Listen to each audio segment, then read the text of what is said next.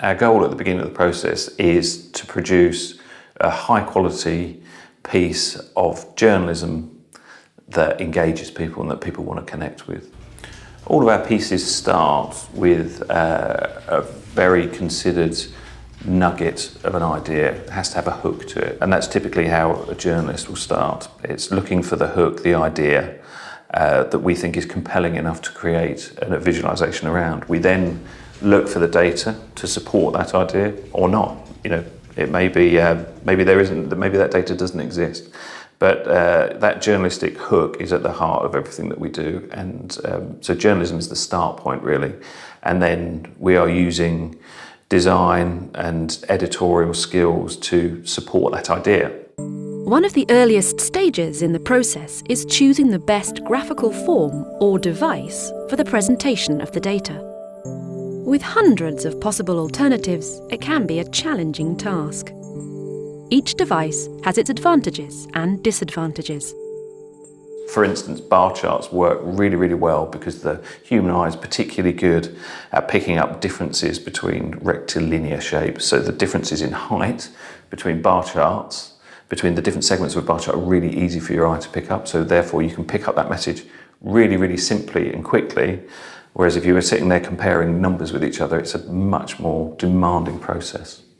Our process begins with this initial concept at the heart of the piece. We always write a thorough concept first that consists of pretty much a headline and a stand first that describes the idea very quickly and thoroughly to people. So we're pretty sure there's a hook in that and people can understand it quickly. From there, we start to move into research, looking for the data that might support that idea.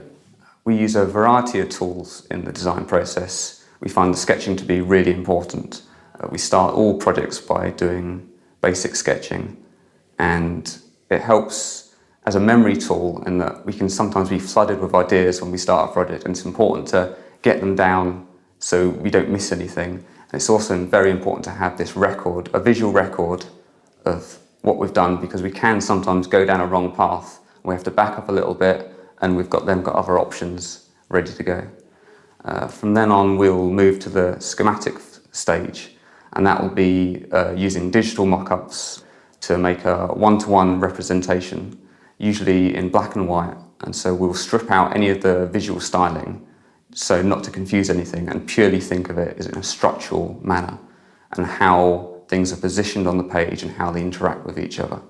From then on, we will start to introduce the aesthetics. So we will think about colour palettes, and we'll think about typography and how the whole visual tone of the piece fits with the actual content, so it's a combined piece of work.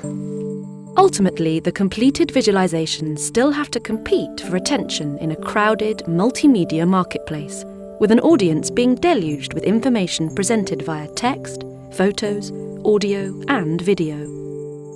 So, what is it that makes data visualization really stand out?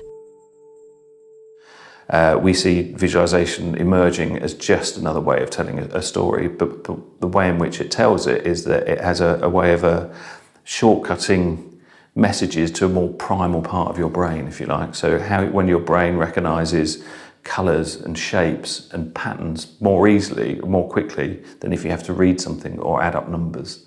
And that's what we rely on with visualization. It is shortcutting messages into the brain.